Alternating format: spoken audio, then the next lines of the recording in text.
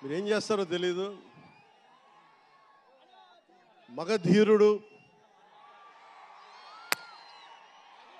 అల్లూరి సీతారామరాజుగా మొత్తం జీవించేశాడు. అందరి తోటి నటుల మీద అమితమైన ఇష్టం చూపించేవాడు. అందరికీ ఫ్రెండ్ రామ్ చరణ్. అందరి హీరోలకి చాలా గౌరవంగా ఉండేవాడు.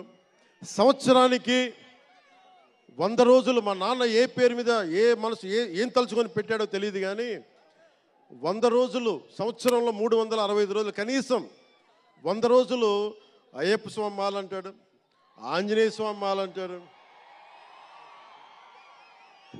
ఎందుకురా చేస్తామంటాను అప్పుడప్పుడు. క్షమించాలి రామ్ చరణ్ గారు రే అంటున్నందుకు. పర్లేదు కదా.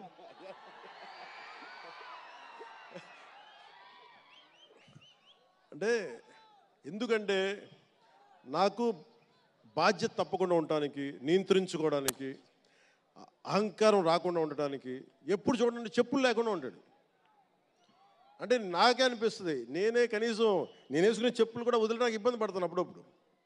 అలాంటిది రామ్ చరణ్ చెప్పులు లేకుండా మామూలు హీరో కాదు, హాలీవుడ్ దాకా వెళ్ళాడు, ఆస్కార్కి వెళ్ళాడు.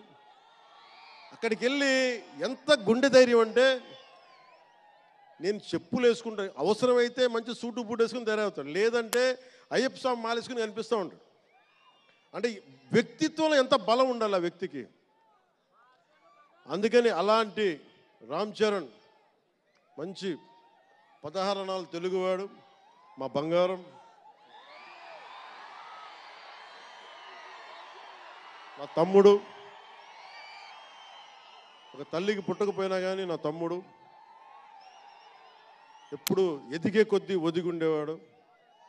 అతనికి మరింత విజయం కలగాలని, అద్భుత విజయాలు కలగాలని మనస్ఫూర్తిగా ఒక బాబాయ్గా కాదు ఒక అన్నగా ఆశీర్వదిస్తున్నాను.